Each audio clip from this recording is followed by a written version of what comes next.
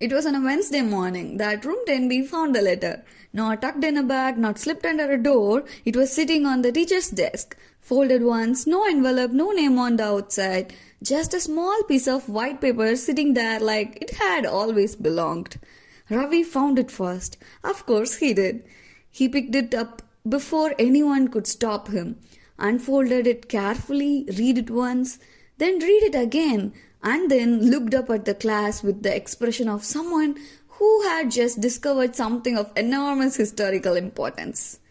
The letter was short, 8 lines, written in neat, careful handwriting, the kind of handwriting that belongs to someone who thinks before every word.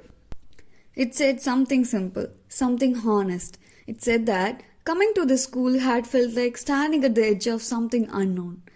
That the first 2 days had been more than expected. That somewhere between a window seat and a tiffin box and a ceiling fan that never quite worked, something had started to feel like home.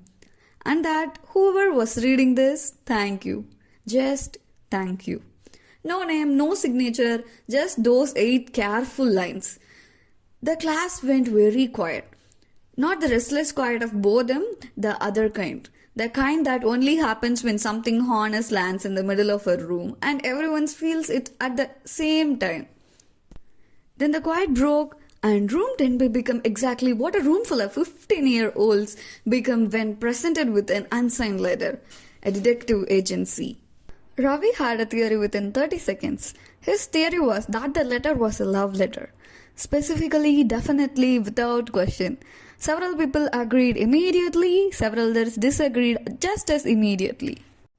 The debate that followed was passionate and entirely unproductive and deeply entertaining. Names were suggested, dismissed, suggested again. Meera sat through all of it quietly, reading the letter once more to herself. There was something in her expression that was different from the rest of the class. No excitement, no curiosity. Recognition. She had felt those words before, the particular feeling of standing at the edge of something unknown, of a place slowly becoming familiar. She knew exactly what those 8 lines meant because she had felt them herself once, on her own first day, 3 years ago. She folded the letter carefully and placed it back on the desk. Arjun was sitting in his seat, notebook open, pen in hand, looking at the page in front of him. Not at the letter, not at the class, just at the page. Ravi noticed this. Ravi noticed everything eventually. He walked over, sat on the edge of Arjun's desk, looked at him for a long moment with the particular expression of someone assembling a puzzle in real time. Then he looked at the letter, then back at Arjun. Arjun didn't look up, which, as Ravi would later say, was the most telling thing of all. The investigation continued through the morning with increasing chaos. Handwriting was compared, paper thickness was debated. Someone suggested checking who had bought a new pen recently. Someone else suggested that the whole thing was a prank. Miss Sheila walked in at 9 o'clock. The class scrambled. The letter disappeared from the desk. Someone pocketed it quietly and 38 students arranged themselves into positions of complete innocence with impressive speed. Miss Sheila looked at the room. She had been teaching for 15 years. She knew exactly what a class looked like when it was hiding something. She said nothing about it. Simply opened her register, called the roll, but as she reached Arjun's name and he answered, she paused, just for a half second. Then continued. Nobody noticed except Meera. At lunch, Meera found Arjun sitting along under the same neem tree from the day before.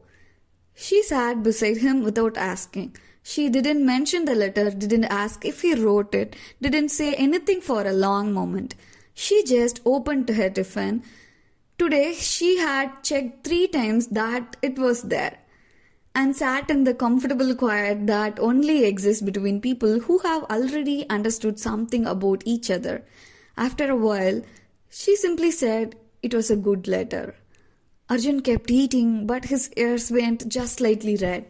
And that in its own quiet way was the only answer that was ever needed. Ravi appeared from behind a tree approximately 4 seconds later. He had clearly been standing there for some time. He looked at Arjun's ears, looked at Meera, looked back at Arjun, and smiled the widest smile Room 10B had ever produced. He said nothing, which for Ravi was the loudest thing he had ever done. The afternoon light came up through the neem leaves in small broken pieces. The school hummed around them. Somewhere a bell rang for the end of lunch. 3 students sat under a tree.